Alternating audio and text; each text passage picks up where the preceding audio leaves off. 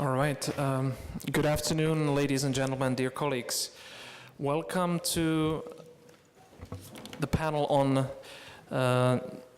new perspectives on shared security, which is a part of a conference organized by the Prague Security Studies Institute with support by the Ministry of Foreign Affairs of the Czech Republic, NATO Public Diplomacy Division, and the Office of the NATO Secretary General. Today's event, today's panel, and I see lots of new faces here, so welcome to those of you who have just joined us. It's a culmination of a whole day event that focused on two aspects. One is general challenges that NATO faces today and that lies ahead of the alliance. And the second one was on energy security. And this is a part of a wider series of events focusing not on NATO at 70, but NATO's next 70. So rather than looking at the retrospective achievements of the alliance for the past 70 years, we are looking towards the future. And this indeed should be the purpose of our panel today. As an order of business, we're going to first hear from Mr. Pavel Vacek, the Director of the Security Policy at the Czech Ministry of Foreign Affairs, and then we will move right into the panel, after which we will open the floor to your questions and answers. And I will ask each and one of you to speak on the microphone because this session is being recorded and it's a very public indeed. So without further ado, I would now like to give the floor to the host, Mr. Vacek, Ambassador. The floor is yours. Good afternoon, ladies and gentlemen. I understand that there must be some conference fatigue with some of the participants, but at the same time, it is so that the audience has partly changed. There are other colleagues around the table who joined us in the meantime, so there is a bit of discontinuity with the event earlier today. So I'm afraid that I will not avoid and spare you of some of the repetition of the things which others in this room have gone through this morning, but I think it's useful to remind ourselves of some of the basics on the most importantly on the current threats, but I will also attempt at offering a couple of questions for your further debates, which have to do with possibly the more distant future of the alliance. Let me also tell you right at the outset that I cannot be suspected of a lack of attachment and relationship with NATO because I did establish the very first mission, then very embryonic, of ours to the organization back in the 90s. I had to do, and a lot to do with the entry and the early days of ours in this alliance as Director General for Multilateral Affairs. I also did make some experience in the field working for the OSCE as head of OSCE's mission in one of the countries of the Western Balkans, who in the meantime has become member of the alliance, Albania. So this is also something I felt I owe you as an explanation as to perhaps why I've been picked up to address you at the beginning of this public event, which basically is on NATO and its current challenges and the next 70 years, although the 70 years horizon, at least in my case, goes well beyond the one's own life expectancy. So I'm not bold enough to plan for such a long horizon. Many of us around have a better chance to live that day and to see how right or wrong we we have been in our guesses about future. But let me tell you first that yes, anniversaries bring about ceremonies and celebrations, but more importantly, we always have an opportunity to debate business, and this public event is expected to look into the also into the contribution of the Visegrad 4 nations to the alliance, and we certainly also have to draw on the lessons from the past, and it is in this world where Russia has opted for ever stronger confrontation with us, with the West in the wider sense, and on quite a wide front, that the lessons of also of the past and the one particular one of the Harmel report of 1967 have regained in relevance. Also, the past NATO enlargements since 1999, which marked the end of the previous period, but the past enlargements do not detract from the importance of the ongoing enlargements and the future ones. And all have made NATO larger and stronger, and that must continue to be the case. And it is, in a way, dangerous and tragic at the same time that Russia misinterprets and misrepresents membership aspirations of Georgia and Ukraine as a sort of casus belli, cause for war. The current challenges and threats as we face them have to do with the uncertainties of the world, where some, including some crucial actors, and Russia is among them, reject and challenge the global rules-based order that has been established after the Second World War, and that has been pursued by both NATO and the EU. In the narrower Euro-Atlantic context, two commitments and principles have been violated, and Georgia of 2008 and Ukraine of 2014 have been the most blatant cases of such violations.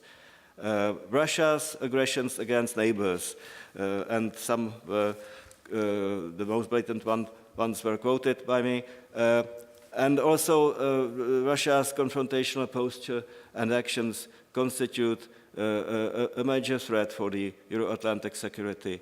And it's not by our choice. The strategic nuclear weapon capacity and also the record of Russia of breaching its legal and political commitments of aggressions and annexations committed vis-à-vis its neighbors, and the overall confrontational attitude are part of the perception of that particular threat. And we know we have to act upon threats. And we reflect this in our overall approach, which is labeled as deterrence and defense plus dialogue. And this again has been proven in the NATO's past, going back to the Harmel report, very prophetic one of 1967. Our more specific military responses are part of our overall approach. Reinforcing the command structure, adjusting our defense plans, launching the NATO's readiness initiative, improving military mobility. These are all elements of the response on which we are working. And let me also point out that the Russian violation of the INF Treaty and the impressive development of new modern weapon systems add to the perception of the military threat we respond to. Also, the Russian cyber and hybrid interference into the workings of our societies are part of the confrontational pattern of behavior we have to face. But how to avoid unnecessary escalation with Russia, which is unwilling to have a genuine dialogue and which is challenging us on many fronts, is one of the good questions. Also, how to make Moscow go for a more cooperative relationship with us and abandon aggressions and annexations against its neighbors is part of a larger strategic challenge we face. And this is also one of the questions which offer themselves to the debates like you are going to have here. There is, of course, more to the menu of our challenges, seeing from the perspective of the alliance. The 360 degrees approach to threats which NATO applies certainly includes more attention to the south and adds to the collective homework we have. The challenges of the south require us to prioritize resources and to be pragmatic, but also to provide the necessary solidarity with the southern allies. Also, among the current issues and challenges, one has to mention the projection of stability and counter-terrorism as the principal contributions of alliance to the collective security. And they have not come about all of the sudden. These missions are based on the understanding that NATO had to go out of the treaty area, which developed in the relatively recent past, around the turn of the century, also in response to the then developments from the Western Balkans to, say, the global threat of the Islamist terrorism. And now our allied efforts in Afghanistan or Iraq, to name but our flagship missions, are our key contribution to stabilizing regions, building capacity of our partners, and supporting collective security in general. But the demand for interventions, including for capacity building from partners, is not likely to diminish. Our resources are limited and their growth does not keep pace with the evolution of threats and the needs to intervene. And it is also in this wider context that we need to talk about the burden sharing and the Wales Pledge in order to make the debate even more complex. Now a couple of remarks basically to conclude this opening on NATO's future, more distant future. We are considered the most successful political military alliance of modern times, and we can safely assume that after the first 70 years we will be there as NATO at 100 years or well beyond. But can we anticipate how the transatlantic relationship will evolve in several decades, given that we are quite busy reasserting this link nowadays? Also, there may be greater challenges over the horizon, and some of them are already growing as we speak. Will China transform its current ambition of global influence into a quest for global dominance? And unlike Russia, it has the necessary resources, as we know. Will the Chinese influence and ultimately also its military power be our biggest headache several decades from now? Again, one of the questions for debates like the one of today. And also, will we be able to cope with all the major threats as we can identify them now without slipping into open conflicts? Will we manage crises and instability out of our area and beyond Article 5 to sustain the international environment which will be based on agreed rules and on the UN Charter? And among the challenges NATO is facing now, and we will not resolve it from one year to another, is also the enlargement of the alliance itself. And we clearly see it in the case of the aspirant nations like Georgia and Ukraine, the victims of aggressions by their neighbor, but how to cope with such type of enlargement without spiraling into a conflict with the aggressor. And at the same time, also without compromising on our fundamental principles, including the principle of our own club, that is that an entrant has to have his or her conflicts settled. And how fast and how far will we further enlarge in the next 10, 20 or 30 years? Again, where will be the borders of this alliance then? And lastly, but of course the menu is not exclusive and exhaustive, how far Europe will have gotten in its defense cooperation in the next decades? Will we deliver on the Lisbon Treaty to the full of its Article 42? And will the European strategic autonomy go further beyond the Lisbon Treaty, and when and how fast? Will the European defense cooperation or even the European strategic autonomy lend a case or for some a pretext for rewriting the Lisbon Treaty? And equally important, even more so perhaps, will the North American allies accept that Europe's capacity to maintain order in the wider European neighborhood actually helps North America and all NATO to focus on Article 5, that is the collective defense type of threats and the respective missions? How the European autonomy will interact with the transatlantic link, that is one of the big questions out there for years, possibly decades to come. The members of both the EU and NATO have the great responsibility for managing and reconciling both the European capacity and possibly autonomy and the link with North America. And this is all for the sake of facing together the current and future crises, conflicts and terrorism challenges in general. And such debates on future and more distant challenges certainly require academic freedom, strategic foresightedness, and open mind, and also courageous thoughts. So I hope that these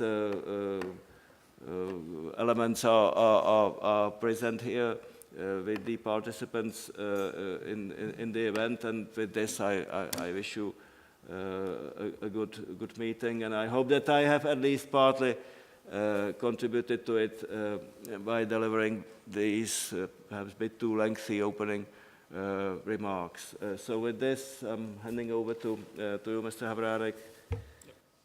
Thank you very much, Mr. Ambassador, for this very complex overview, and indeed touches upon a number of the challenging questions. Now, I will now briefly introduce the panelists. Elisabeth Braw on my right, who is the director of the Modern Deterrence program at the Royal United Services Institute, RUSI in London. Welcome.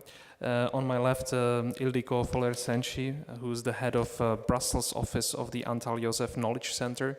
And last but not least, Monika Masaryková, who's the co-founder of Slovak Security Policy Institute, SSPI, not PSSI. Welcome to all of you.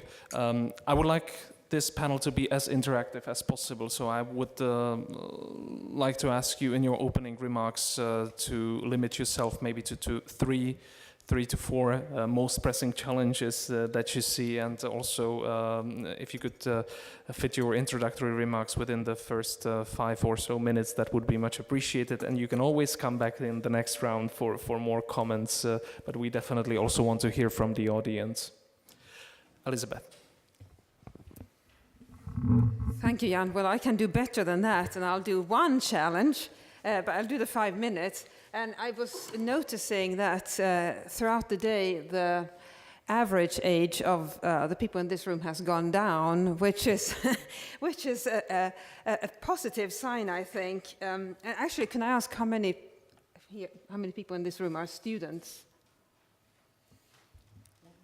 2, 3, 4, maybe about 6, 7. Okay, well that's more than you get at most think tank events, and I think that's a very good thing, since the topic of this meeting today is the 70 years to come, which I think most of us will not experience in their entirety, including me.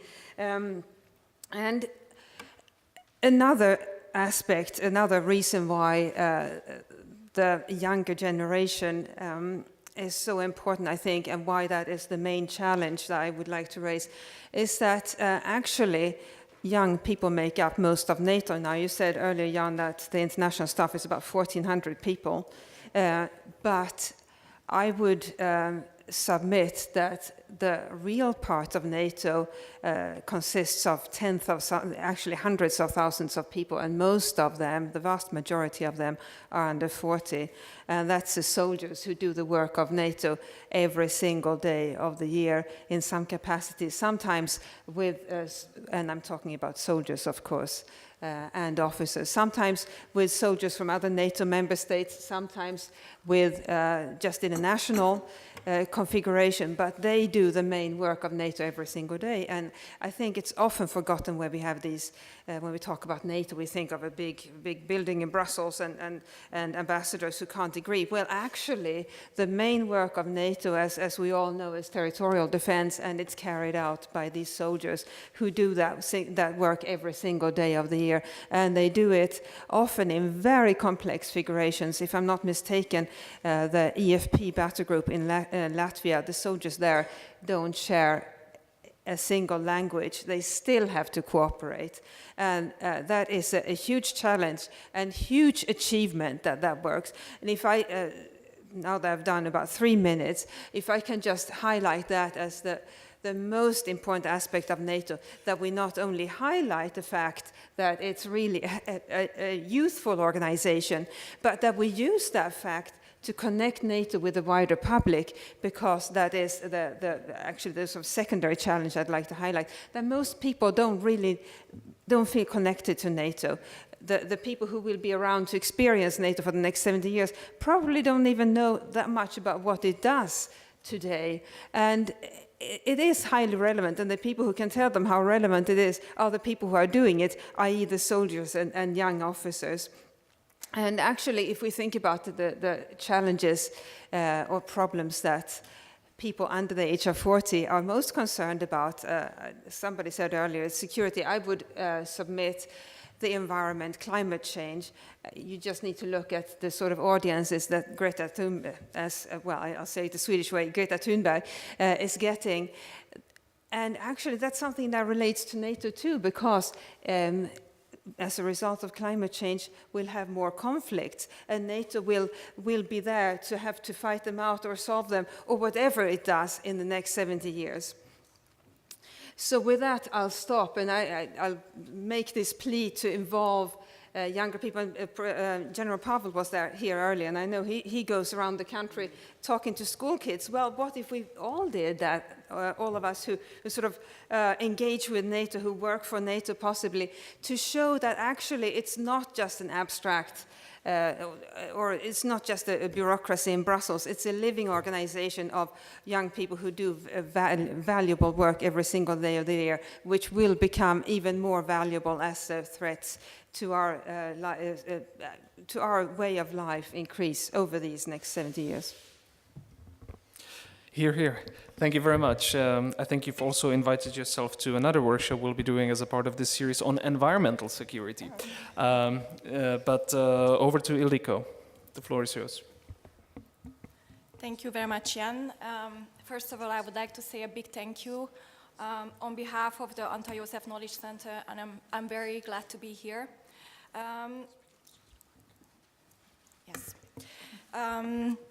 So I first would like to say a couple words where I'm coming from, the Antall Knowledge Center is a family foundation, which was actually funded right after the death of the Prime Minister Antall. It's really important to tell you because today I'm not only would like to say a couple of words about Hungary and the role in NATO, but it's also very important to put this whole 70 years into perspective.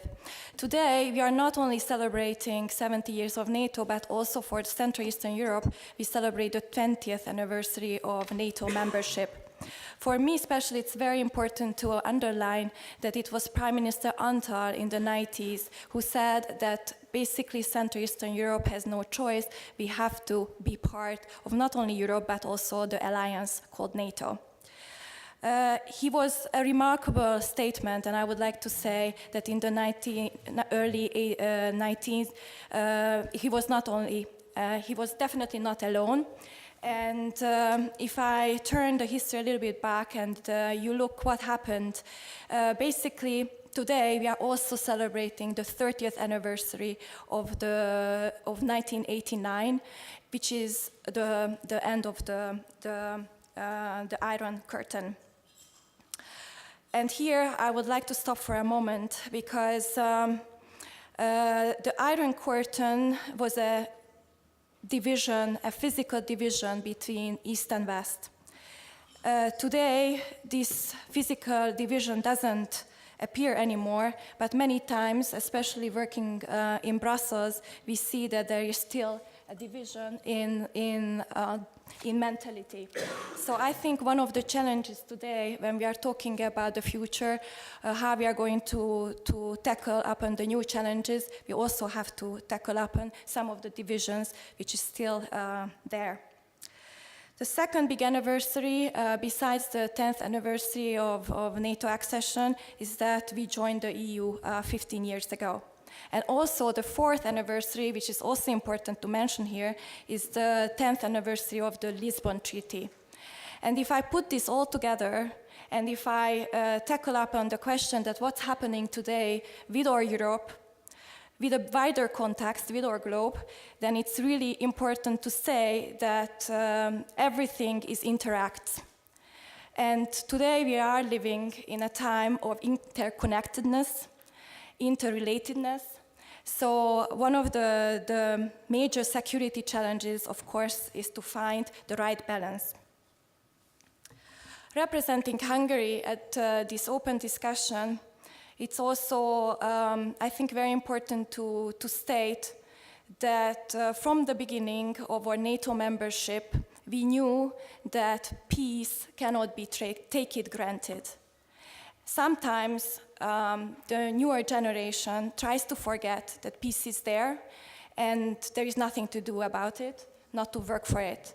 Here I would like to underline that peace is not granted. We do have to work for it. And Hungary, during these 20 years, learned a lot and basically tried to tackle with the challenges of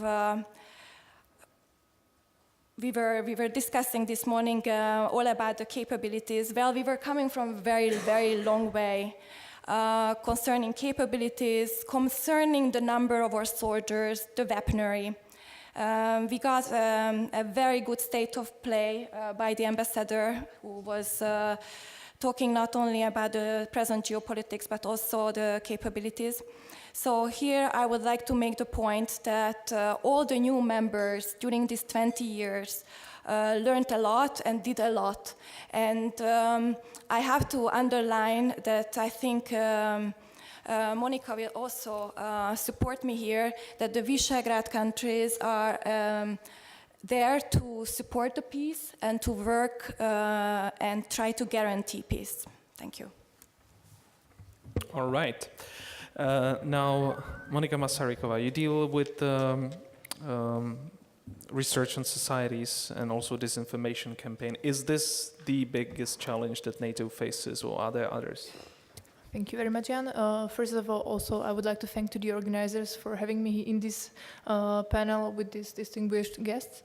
Yes, actually the main challenges which I see in the future for NATO or the next 70 years ahead are all related to narratives and to the disinformation campaigns and the way we talk to the public, because NATO needs support of the public, and it's all about the opinions of people about NATO.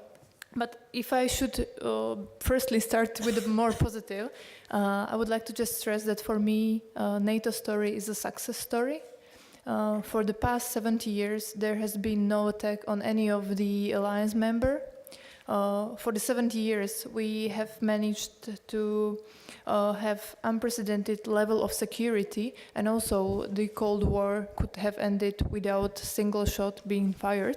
So no matter who is going to say what, NATO story is a success story. So this is something which I want to start before moving to the more negative or more comments on the troubling issues. So what I see as a first challenge is the crisis of credibility of NATO. I don't mean crisis of credibility of NATO as such, because I still find NATO to be relevant and essential for security of the majority of its member countries, or all of its member countries. But what I see as a trouble is that we have this narrative of crisis of credibility of NATO. There has been some crisis in the political coherence between member countries even before, even when there was less members, when there was more coherent group of member countries, and it was rather easier to achieve consensus on priorities, political priorities. And it just to mention examples from the past, like Suez crisis or NATO, France pulling out of NATO, or even a crisis over Iraq. In the past, we have been witnessing some kind of clash of ideas or perspectives of the member states, but today we have reached a whole new level. The reason why I say it's a whole new level is that these kind of clashes between the countries and these kind of rhetorics are starting to take over the public debate. I'm talking from the perspective of the Central European countries, where we are witnessing that these anti-NATO narratives are starting to flood the media, they are starting to flood social media, and now they are slowly eroding the trust of people towards NATO. And this has something to do also, and this is what I see as a second challenge, this has something to do with the absence of the strong American leadership.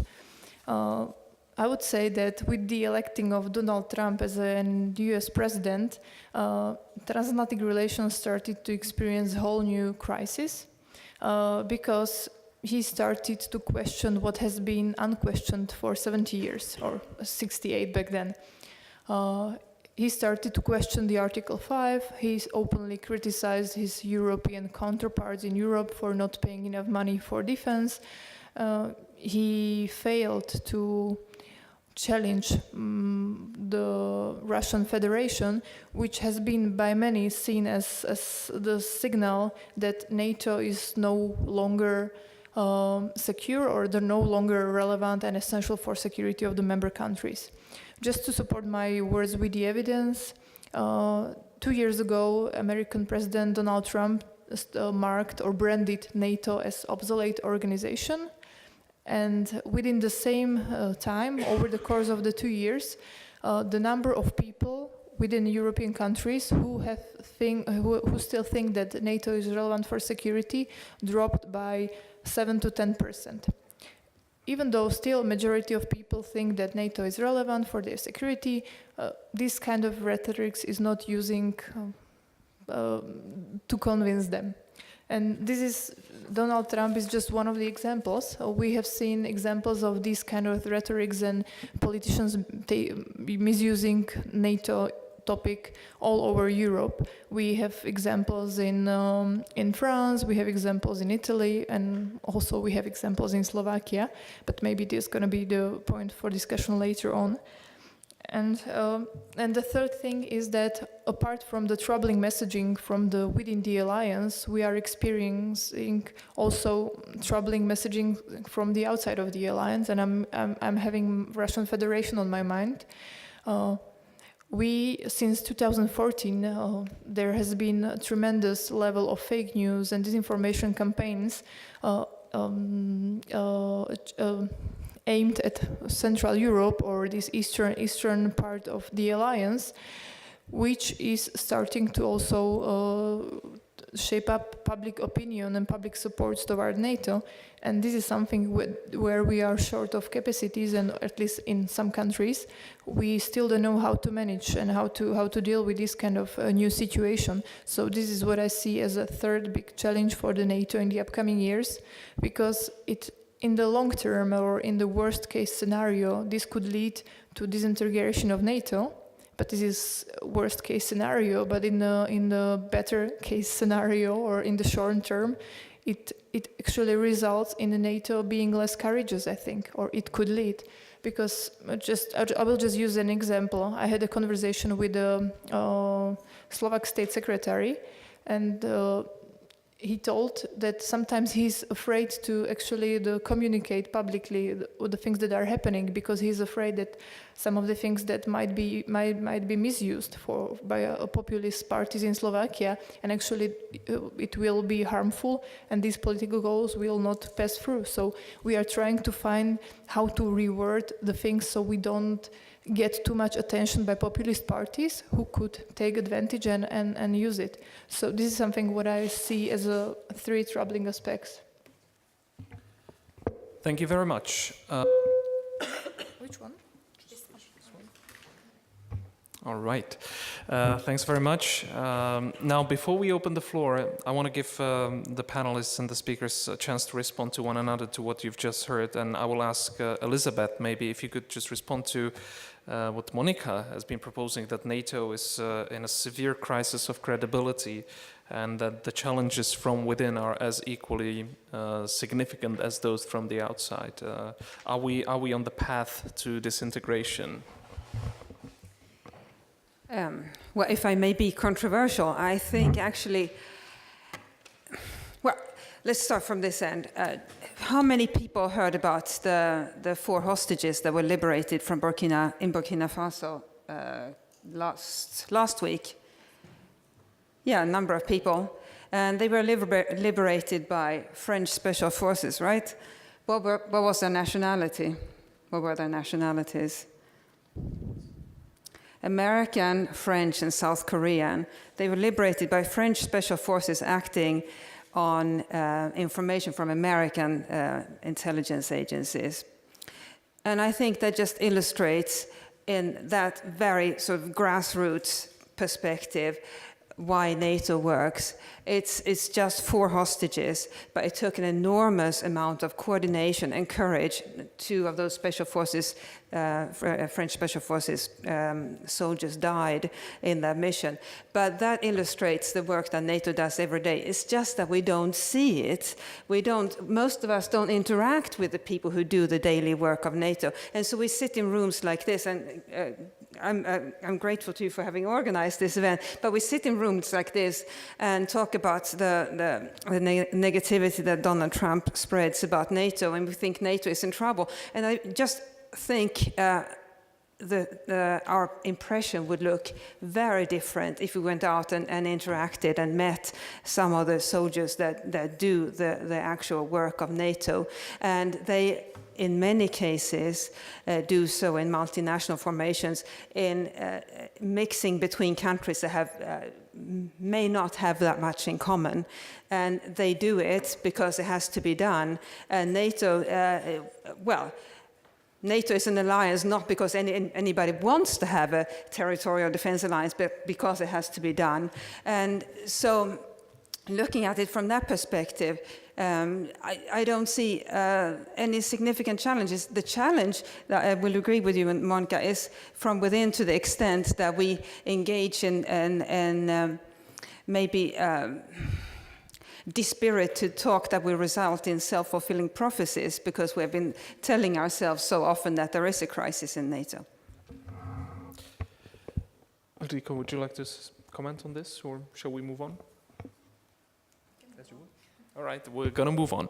Well, thanks very much. Just to recap what we've heard, a strong acknowledgement of the service of our soldiers, the need to appeal for more public support and hear the opinions of our people, preserve the peace and the need to bring the people together, as well as some of the critical challenges, the battle of narratives, crisis of credibility, and so on and so forth.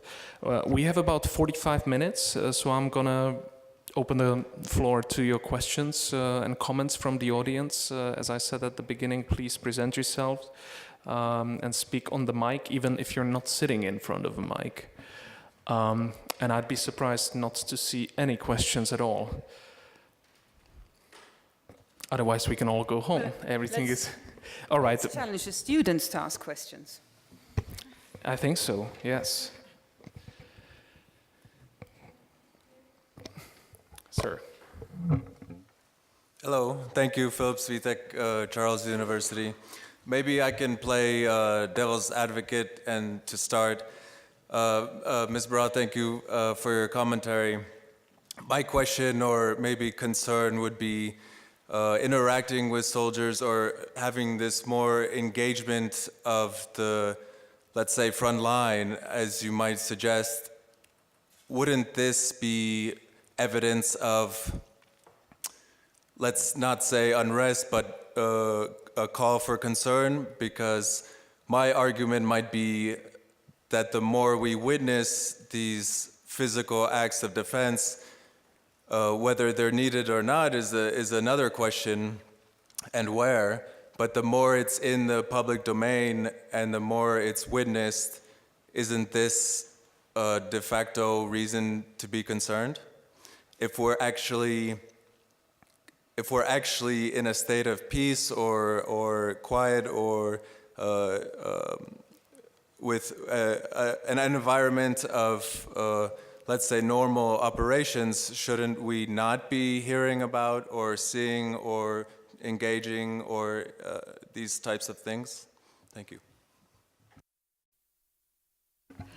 Well, it's a good question. So, national security, as far as I'm concerned, is the responsibility of all of us. Now, some people do it professionally, they wear a uniform, but the rest of us can't just sit back and say, well, I have nothing to do with national security, because really, even if it's just understanding disinformation or identifying disinformation, that's also a part of national security. That's something that all of us can do. All of us can know what to do in case of a cyber attack that results in the power going out. And so I think, yes, it might frighten some people to meet soldiers, but of course we should also realize that in territorial defense, it's not active combat at the moment. And so, I mean, I wouldn't suggest that people should go visit soldiers in Afghanistan, but I would submit that we could invite them to schools, that we could that could even be visits to barracks to see what a soldier does all day in defense of our collective freedom.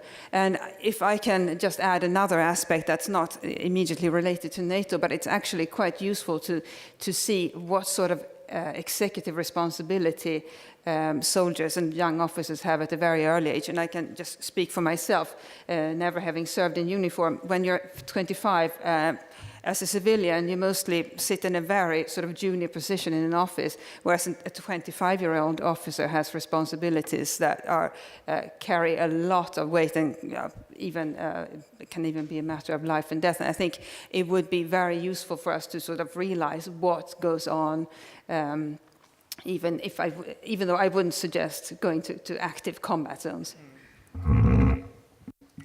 If I may join also, Elisabeth, we are dealing often with the strategic communication within the state, and we are trying to find solutions how to get people more involved within foreign policy and defense policy, or how to get these actually the perception of some kind of strategic directing of the country.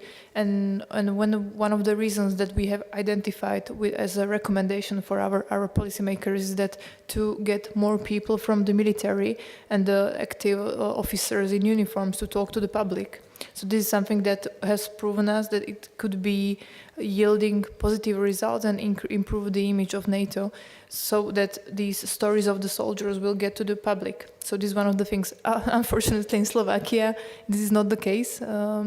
There is a centralized communication of the Ministry of Defense, which is not allowing officers to talk directly. Everything has to go through the communication unit of the Ministry of Defense. So, and often we are very jealous that, for example, you have General Pavel in Czech Republic, who is often visiting various conferences, and he is talking to the public. So this is something that we have learned that could be useful, and we are trying to push also in Slovakia.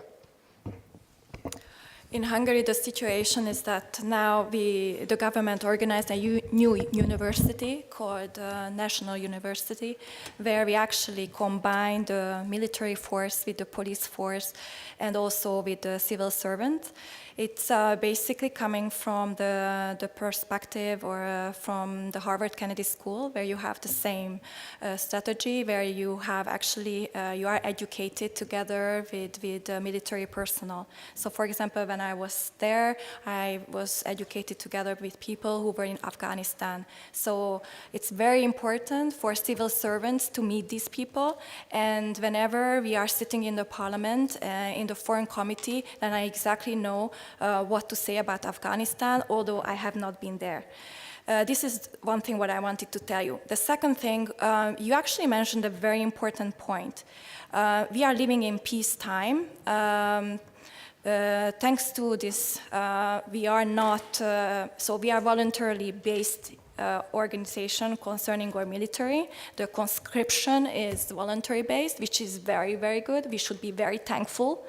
But it's also, I would like to ask you the question that if there is a threat towards you, your family, your nation, would you go there and provide security, defend? That is a serious and a fundamental question.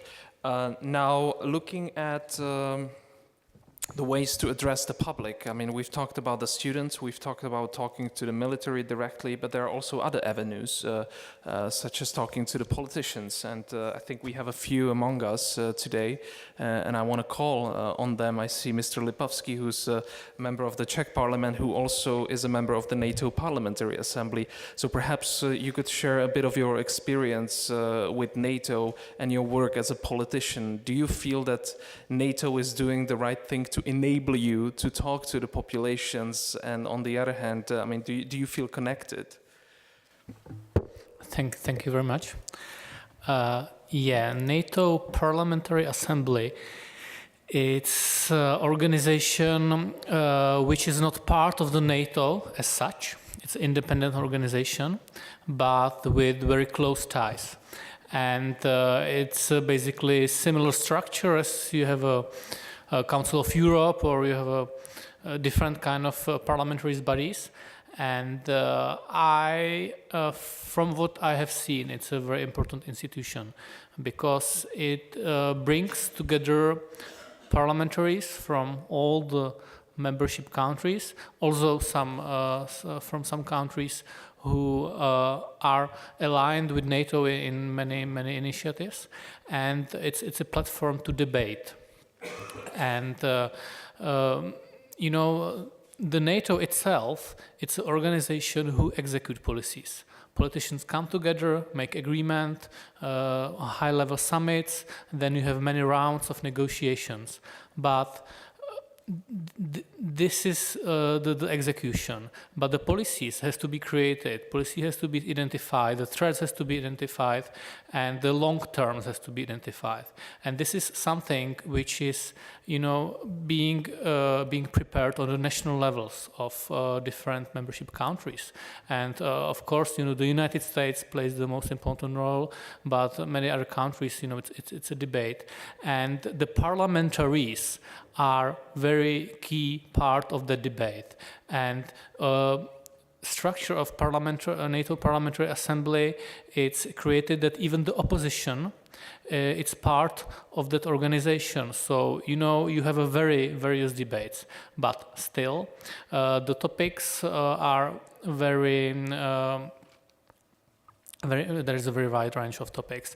We quite a lot of debate about the economic issue, about the cybersecurity issue.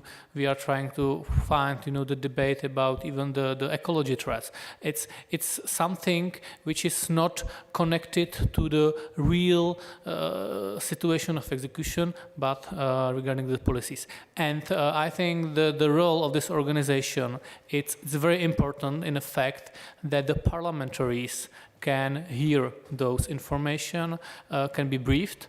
There's a set of committees, subcommittees, a lot of interesting travels, so specialized to different topics, from science, high-tech, to regional studies into countries like Macedonia or Albania or Azerbaijan, for example. I'm just giving examples.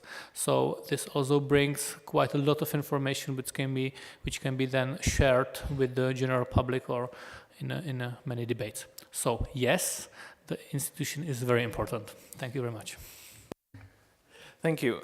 I mean, my challenge with the NATO, Parliamentary Assembly, but not the Assembly itself, actually, with the public diplomacy aspect of it, is that unlike the European Parliament, it has no way to connect directly on the NATO platform to the citizens. There's a difference between bringing NATO to town, like we're doing today, which is important, but it's equally important to bring people to the NATO headquarters. Any comments from the panel? Somebody mentioned earlier whether people would be willing to, to engage, to be part of their country's armed forces or be part of resistance. So I just thought I would tell you a very relevant statistic here. It's from the Swedish Civil Contingencies Agency. They have a report just published about total defense. It's a survey nationwide. One of the questions is, would you be willing to participate in the defense of Sweden if it involved risk to your life in a combat role? 52% would be willing. Then, would you be willing to engage in the defense of Sweden if it involved risk to your life in a non-combat role? 77%. Would you be willing to participate in the defense of Sweden? No risk to your life and a non-combat role. 84%. So I think, I would be curious to see similar polls in other countries, but I don't think Sweden is an outlier. I think actually most people are willing to do their part. Andrei, you've been looking eagerly at me, and I meant to call upon I think you just imposed that on me, but these are very relevant questions, and I don't really have much statement. What I'm wondering is, what we have seen is in most of the countries in Central and Eastern Europe is a move towards voluntary conscription. But at the same time, we have, and I don't know how significant this is, so it's more of a question. We have a relatively small but significant groups of people who are self-organizing themselves and self-training themselves, sometimes with the help of people coming from outside of the EU, sometimes running around with models of, they're not Americans, no, they write in a non-Latin alphabet. And sometimes they're running with models of assault rifles in the forests. Speaking back to my home country, Slovakia, even building what on the first look looks like a military base or a military training compounds and bases, and these are not related to official armed forces. And I wonder, so there are these double movements. So I still remember when we were celebrating in a big summer festival when the mandatory conscription was cancelled, and the Minister of Defense came to the rock festival at the military airport, by the way, in Trenčín. It was the nice pun. But now, at the same time, this was recently, and I think Monica might know much more about it, there was this program developed by the Slovak Armed Forces that enabled people voluntarily to join training, and they even get paid So do you see similar elements in other NATO member states? And perhaps would this be a way of kind of, and I see this minority of people, I see them people as genuinely wanting to do more for the defense of their country and just ending up in the arms of a wrong club in a way.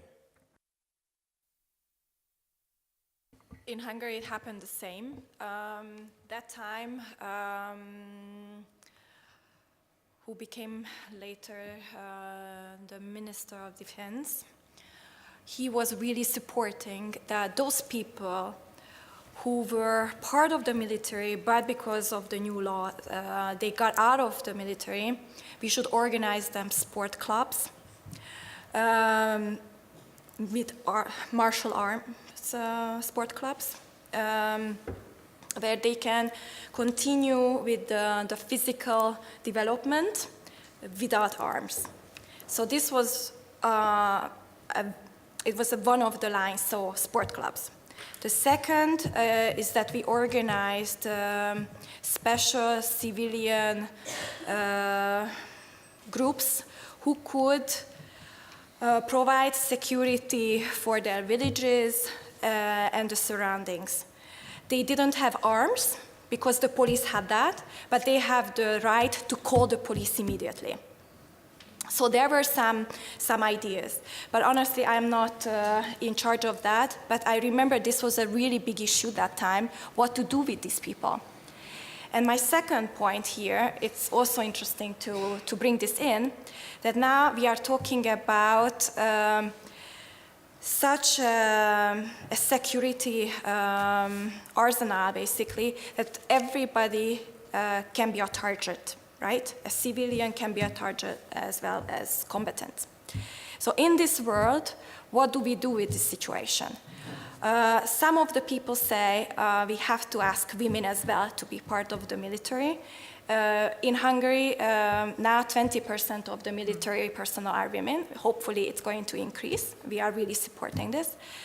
And the second thing is that also we have to talk the society, and today we were actually discussing a lot how to communicate with the society to be more resilient, because there are so many threats out there that they should know about.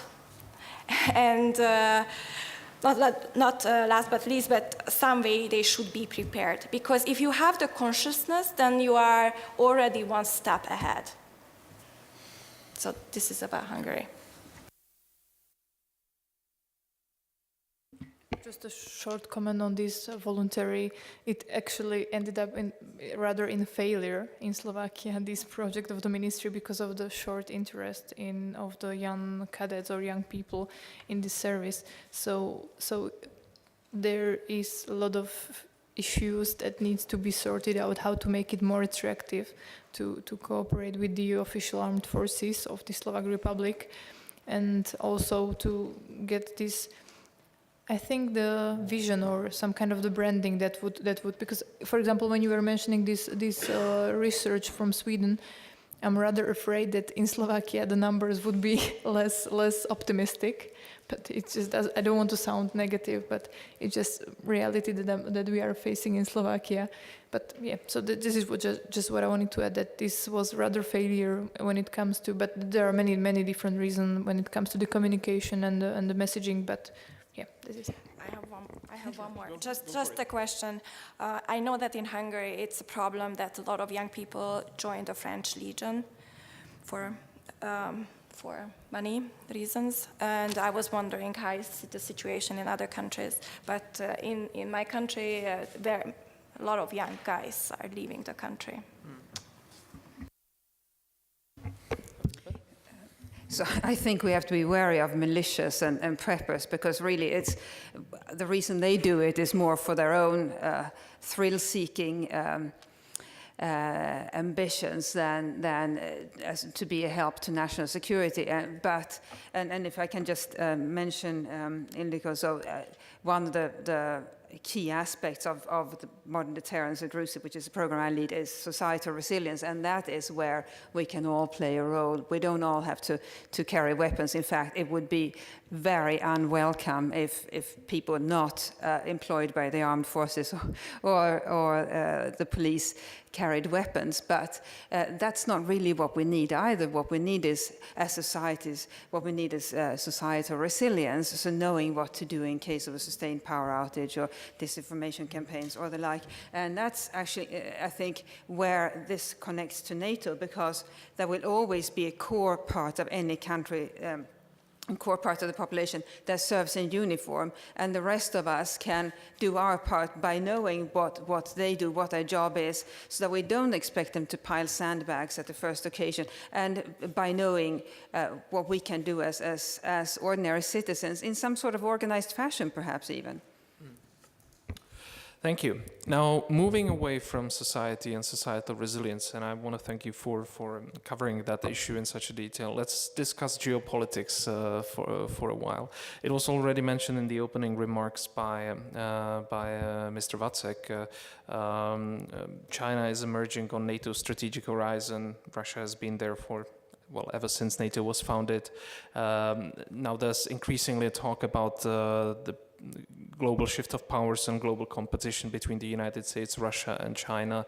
What would be your recommendation or recipe for NATO? Can NATO be effective in such geopolitical circumstances? I know this is a complete switch from what we've been discussing so far, but let's give it a try. Who wants to go first? Or anyone from the audience. I mean, it doesn't have to be. All right, Elisabeth is the bravest one here. So, could NATO be effective vis-à-vis the Warsaw Pact? I mean, it seemed like a losing proposition, right? And you just need to look at the number of soldiers in East Germany, which had an extremely high level of preparedness and essentially 48 hours mobilization time, in combination with the Red Army soldiers stationed there. I mean, why would countries want to engage in an alliance or be involved in an alliance that faced such a threat? But yet, it somehow worked out for NATO. And so it's so easy, I think, to be brought down by the advantages that any authoritarian country has vis-à-vis our liberal democracies, because it seems like they are much more powerful. Their governments are stronger, they are larger, they can do more because they don't follow the same rules as we do.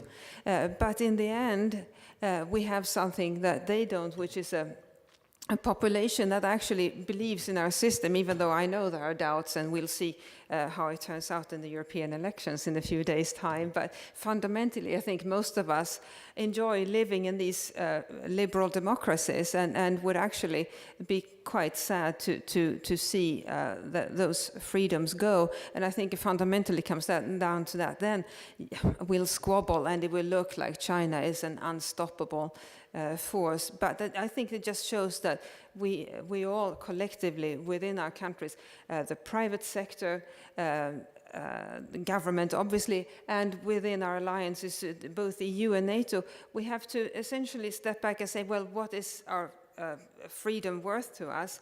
Should we always just go for the best deal, the cheapest deal that is on offer? And often that will be a Chinese company. But maybe we should step back and say, actually, that would bring too many vulnerabilities, and it's not worth the risk. I'm not. This is not a comment on Huawei, but as a principle.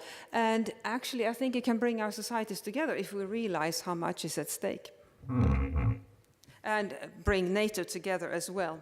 Not just NATO main building, but NATO, the combined alliance. All right. Ildikó, you wanted to comment as well? Just to come back, that very clearly, so the NATO is a value-based alliance. And when Hungary joined, and also Central Eastern European countries had the possibility to join, this was very important. And very important here to underline that it was very attractive to join, And we knew that it's going to transform all of us. And I think this is still attractive, and it still can transform. And many, many people in the 60s, 70s, 80s, 90s said that it's the end of NATO. Today we are also talking about, oh, it's the end of NATO. It's not the end of NATO. We are still here, and it still transforms, and it still attracts. And I just want to underline what Elisabeth said, that we believe in this, and that's very important. Thanks. Monica. If the question is that whether NATO can still be strategically relevant, How should NATO position itself? how should NATO position itself in this strategic geopolitical competition? NATO as an alliance of 29, potentially 30 countries. Yeah, there is no such an organization as NATO, and there is no such an, and I'm going to drag in also European Union because many of the members overlaps. In terms of the economy, the member countries which are members both NATO and the EU are creating one of the strongest economic leaders, and this is natural that these kind of organizations needs to shape up the world affairs, and this is something which is right and which should be done. What I see as one of the troubling maybe aspects is currently now the relationship between NATO and the EU in terms of coming up with rather, let's say, single voice and not being afraid of creating this kind of European defense pillar within NATO. This is something which is also one of the issues for the future. Is that what I see that what is going to make the NATO strong and NATO better for the future is strengthening European defense identity. We have seen some of the initiatives that might scared a little bit the United States, which started to criticize maybe this kind of building up of the initiatives. But I think what should be the bottom line of all these efforts is that within NATO, European member countries should try to be more able and more willing to do things even without the United States. So I think what is for the future, like the task is to improve the capacity, increase the spending, do the modernization, so that we can play the role that is expected to be played by us. I'm not sure if this is clear. Thank you. Other questions or comments?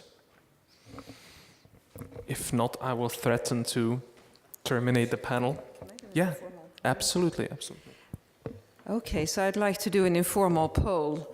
And the question is what the biggest threat to NATO is. And I would propose 3 options. I don't know if you have a fourth. So Russia, China, or something else. Do you have...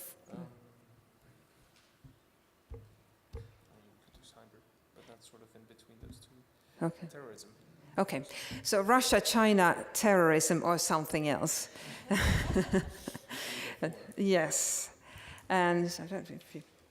No, you go for it. I very like the way where you're taking this. Okay, so who thinks that Russia is the biggest threat to NATO today? Hands up.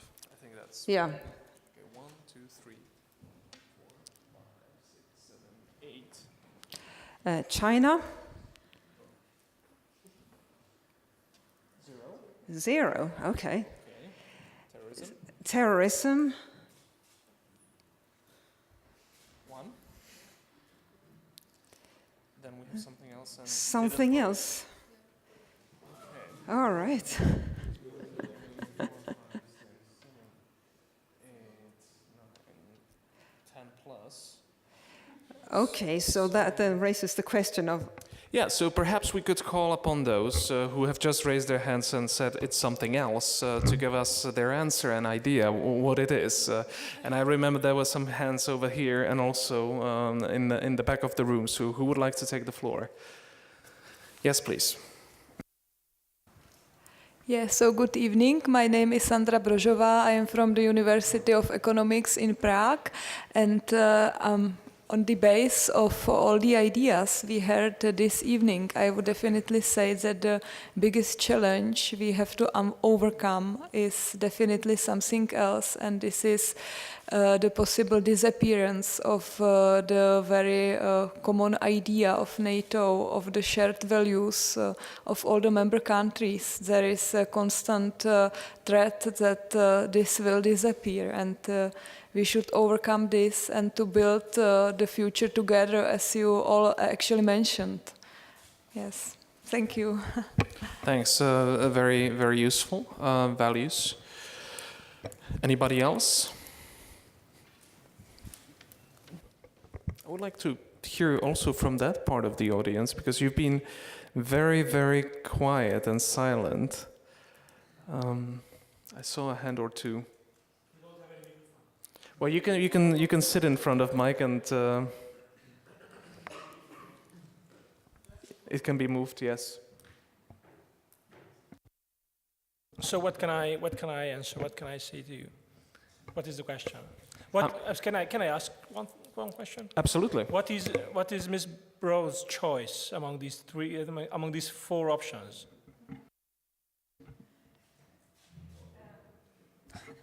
I knew somebody would ask. I think actually, if we look at the next 70 years, it's climate change. For NATO? Yes, because climate change will create conflicts that affect all of our countries.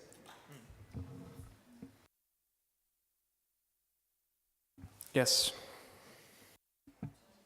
Maybe if I can just comment, some of the options overlap, I think. So I chose something else.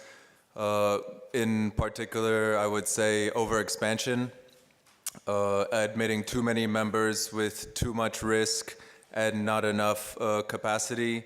So this might overlap with even an option like Russia, if a state is integrated, such as Ukraine, or a border state with an internal issue that Russia can exploit. It's difficult to say, is this the cause or effect, or what is the meaning? Thank you. Okay. A third one. What? Sorry? And the third one?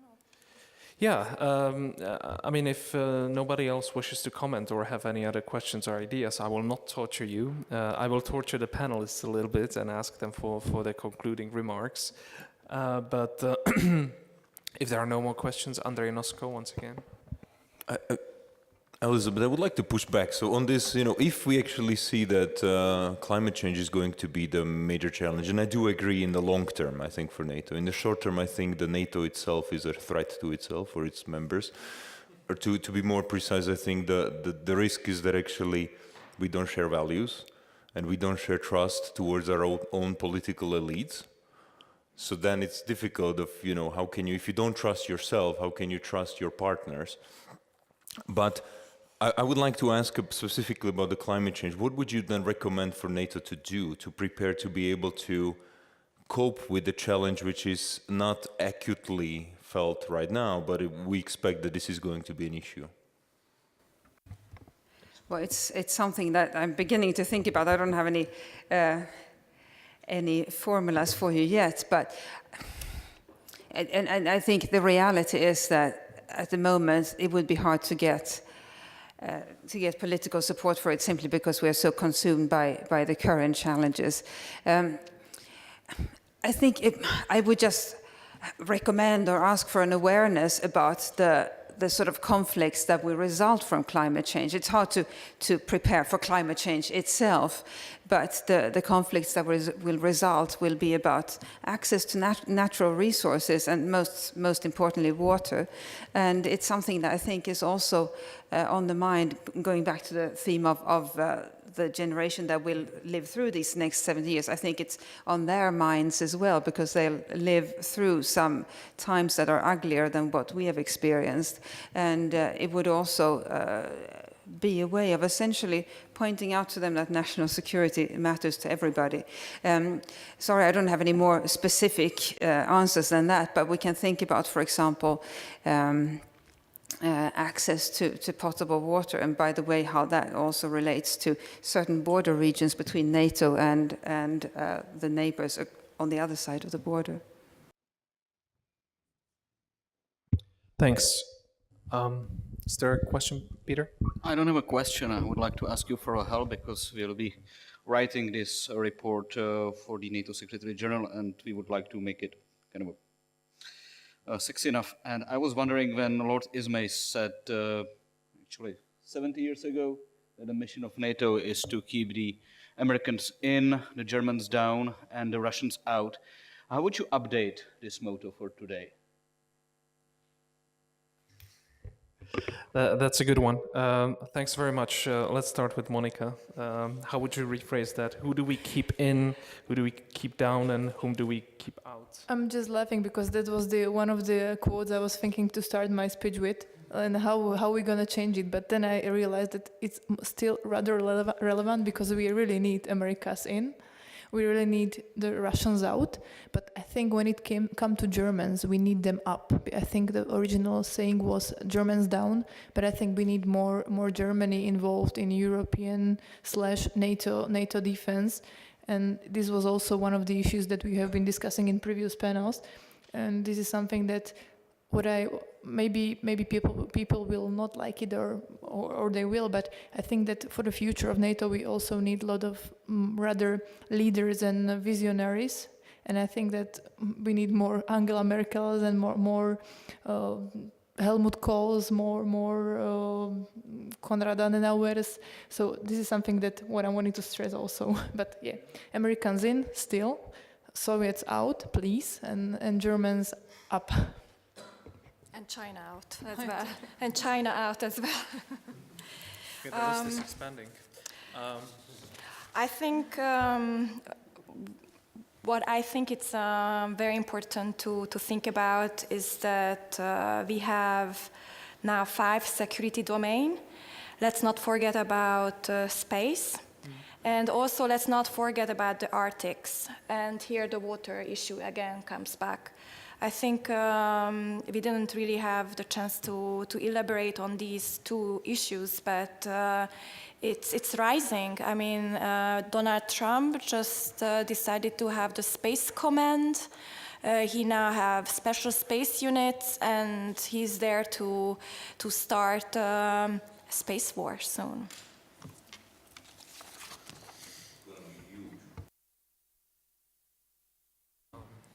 Elisabeth? You don't have to, follow the formula exactly, but maybe elaborate on it. Well, it's hard to be as snappy as Lord Ismay, so I'm afraid we'll have to spend the next 70 years without a snappy formula.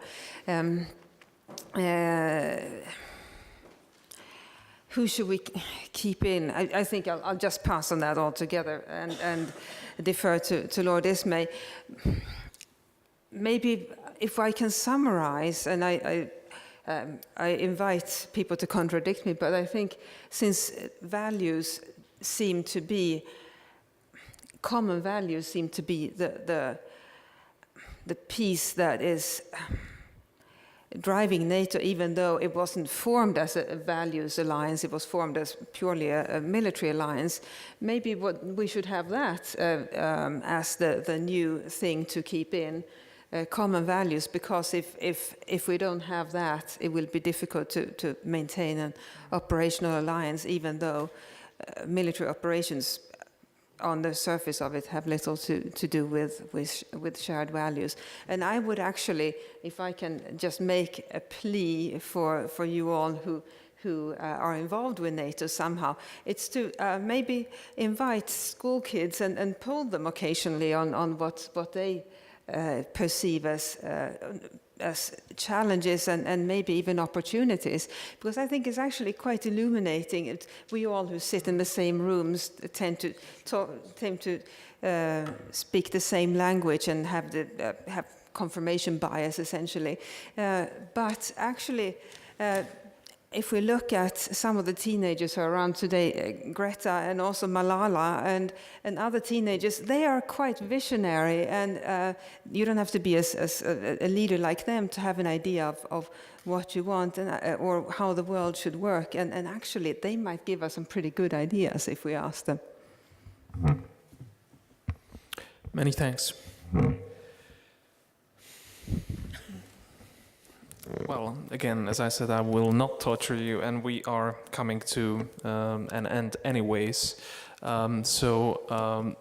Before I hand over to Mr. Lang to give his final concluding remarks as the organizer, I want to thank you for this engaging discussion, which has had a lot of people-focused, points, which I find quite illuminating and refreshing. Because, as you have just said, Elisabeth, we always sit in our social bubbles in the discussion room, conferences and negotiations rooms, always talk about Russia, deterrence, defense, terrorism, yada yada yada, but not as much as about the grassroots of the alliance, which was some of the points we've heard so much. So, if there are no more questions, let me first please join me in thanking our panelists and speakers for their contributions. And let me also thank you on behalf of NATO for contributing to this effort. Now, over to you, Peter. Thank you very much, Honza. Thank you, Honza, because when you approached whether PSSI would like to organize these 2 workshops and a public event, it was a kind of a challenging enterprise for us, to pack so many topics in one day. But I hope that you have enjoyed it. I would like to thank the Ministry of Foreign Affairs for their very kind support of hosting us and with providing some of the speakers. And last of all, I would like to thank our great conference team headed by Filip Lukáš, who made a great job, and all our colleagues from Prague Security Studies Institute, and I hope that we will be able to welcome you at some of our other events in the future. And with that, thank you very much for coming.